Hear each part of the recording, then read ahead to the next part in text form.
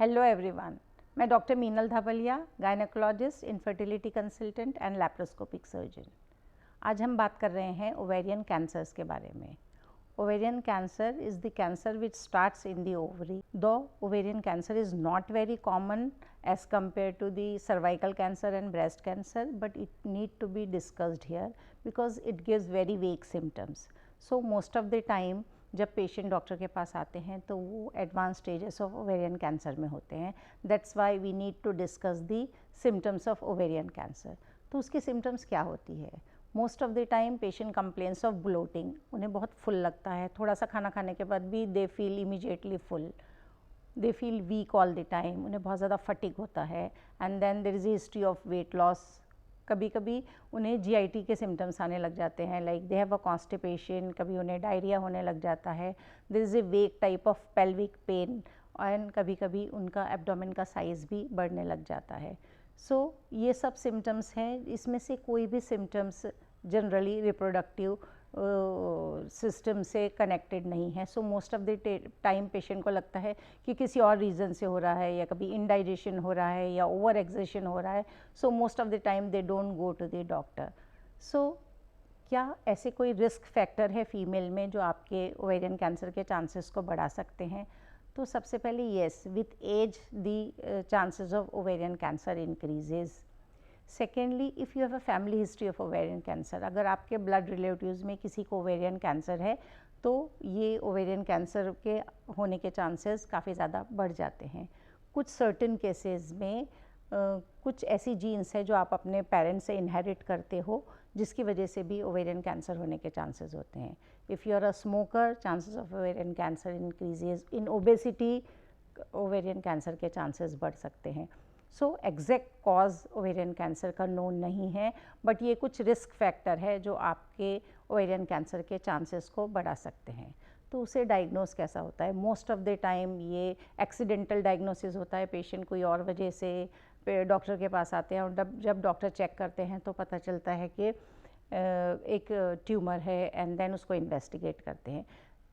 कभी कभी कोई स्पेसिफिक सिम्टम के लिए जब पेशेंट आते हैं तो डॉक्टर जब उनका पेल्विक एग्जामिनेशन करते हैं तो doctor can feel a tumour inside the pelvis, and then they start the further investigation. Most of the time उन्हें सोनोग्राफी या सीटी स्कैन करने की ज़रूरत पड़ती है, एंड सीटी स्कैन जनरली ये बताता है कि वो ट्यूमर कितना, whether it is localise to one ovary और it has advance to other structures also.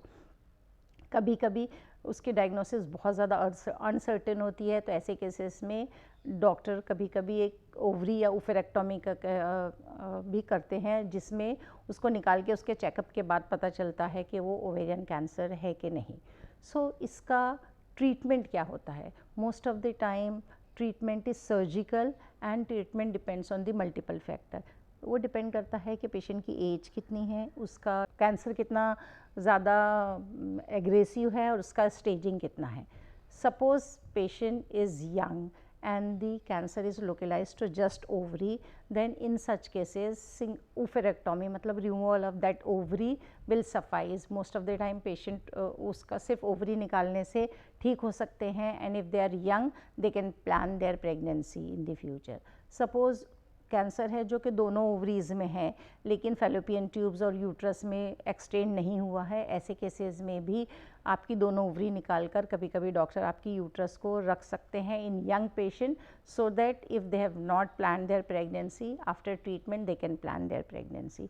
If patient perimenopausal है या मेनोपॉज हो गया है, ऐसे केसेस में अगर इवन इफ़ कैंसर एक ही ओवरी में है तो भी डॉक्टर आपको एडवाइस करते हैं कि आप दोनों ओवरीज, ट्यूब्स, फेलोपियन ट्यूब्स और निकाल लें, because most of the time ये कैंसर काफ़ी ज़्यादा एग्रेसिव रहते हैं, and if it is advance cancer in the sense it has gone to the both the ovaries and the uterus, then एक complete total hysterectomy जिसमें uterus, cervix, fallopian tubes, दोनों ovary और उसके साथ साथ कुछ पेल्विक लिम्फ नोड भी निकालने की ज़रूरत पड़ सकती है। जब कैंसर बहुत ज़्यादा एडवांस हो और आप एक क्लियर कट निकाल नहीं पा रहे हो, तो डॉक्टर जितना पॉसिबल है उतना निकाल के बाद में फ्यूचर दूसरी मोडालिटी ऑफ ट्रीटमेंट की तरफ जाते हैं।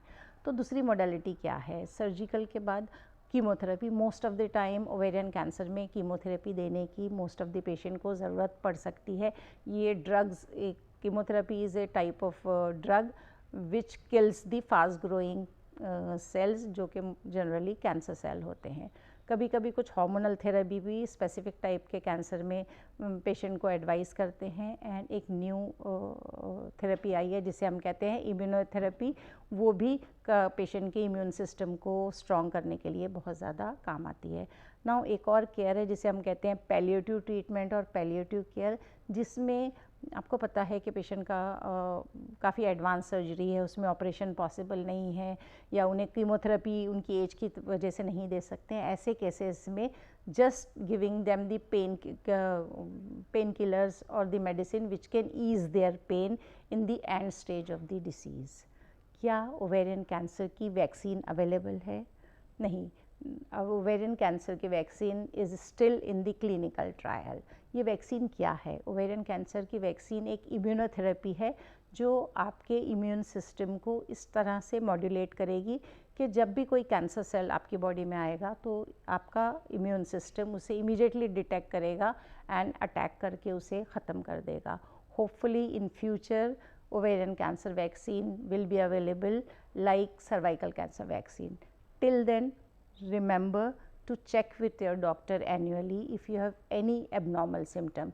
अगर आपको बहुत ज़्यादा वीक लग रहा है, अगर आपका वेट लॉस हो रहा है, अगर आपको कुछ ऐसे सिम्टम्स आ रहे हैं जो काफ़ी परसिस्टेंट है और कोई तरफ पिन पॉइंट नहीं कर रहे हैं, तो this is the time to go and check with your doctor, do your investigation so that कोई भी चीज़ एक टाइमली डायग्नोज होकर उसका ट्रीटमेंट अर्ली स्टेज में होना पॉसिबल होता है।